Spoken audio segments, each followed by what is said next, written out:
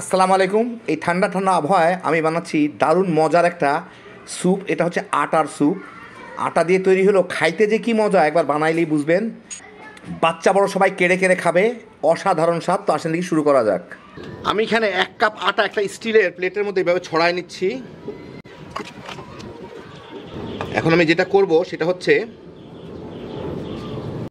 এর উপরে হালকা করে পানির ছিটা দিব। আমি দেখেন একদম কম কম দিয়ে এটাকে একটু মেখে ছোট ছোট গুড়ি গুড়ি গুড়ি গুড়ি দানা দানা করে নিতে হবে আমার।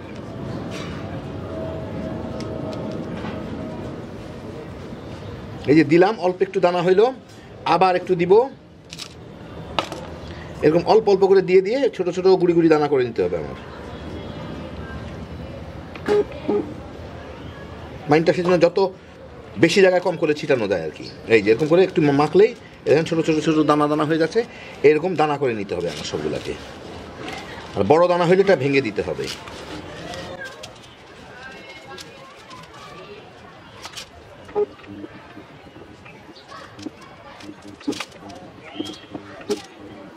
হাতে টাতে লাগলে ওইগুলোকেও আমি এভাবে কচলায় কচলায় ফেলে দিব। বড় দানা হলে এভাবে গুড়ি গুড়ি করে ভেঙে দিব।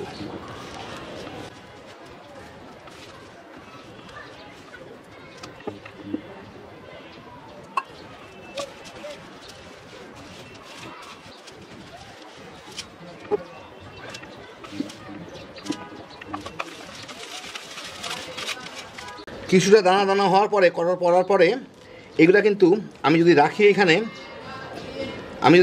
তাহলে কিন্তু সবগুলা আবার জ্বলে বড় দলা হয়ে যাবে। সেই জন্য এটাকে একটু ঢাকা দিয়ে এই বড় বড় দানাগুলো আমার তুলে নিতে হবে। তো সেই জন্য সবচেয়ে ভালো একটা চালনি দিয়ে আমি চেলে নিব।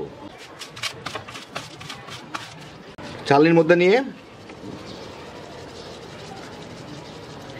চেলে নিলে এখানে মোটামুটি তুলনামূলক বড় বড় দানাগুলো আছে, ছোট বড় সব মিলায়। এগুলাকে আমি একটা বাটির উপরে নিয়ে নিই, আর বাকিটুকুকে আমি ঠিক এইভাবে আবার গুঁড়া গুঁড়া দানা করে নেব পানি দিয়ে।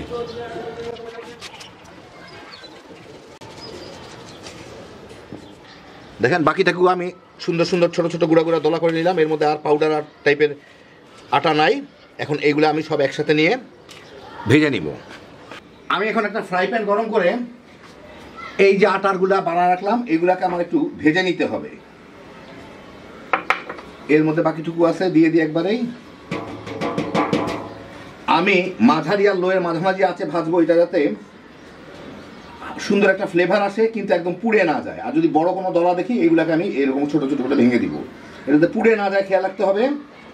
একটু সুন্দর সুঘ্রাণ আসা পর্যন্ত একটু মচমচে করে ভাজতে হবে।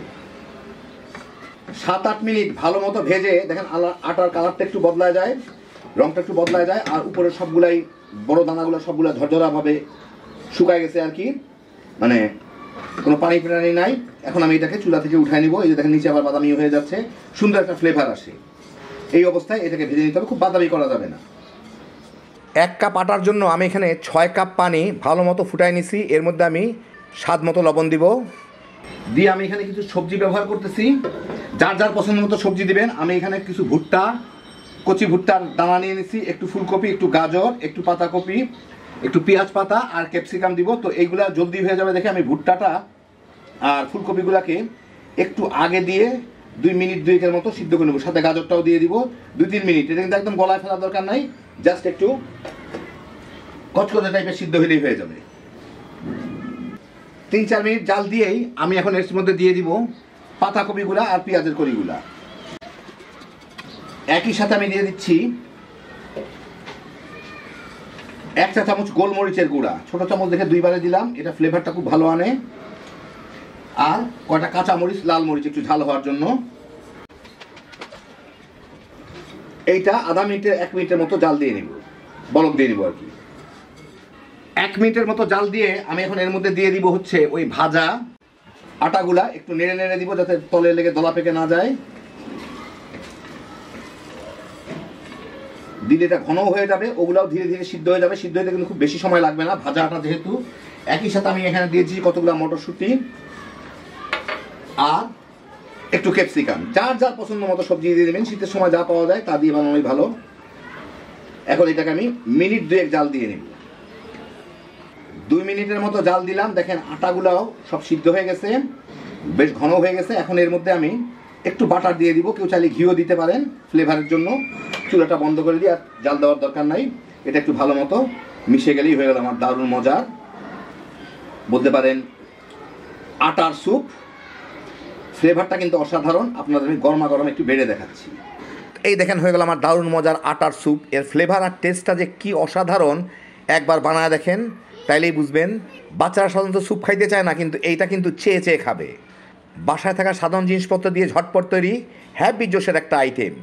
এই ঠান্ডা ঠান্ডা দিনে বানাইবেন, পোলাপান নিয়ে তামা তামা করে খেয়ে ফেলাইতে পারবেন। আল্লাহ আপনাদের সবাইকে ভালো রাখুন, সুস্থ রাখুন, নিরাপদে রাখুন। ইনশাল্লাহ বেঁচে থাকলে আবার দেখা হবে। ফি আমানিল্লাহ।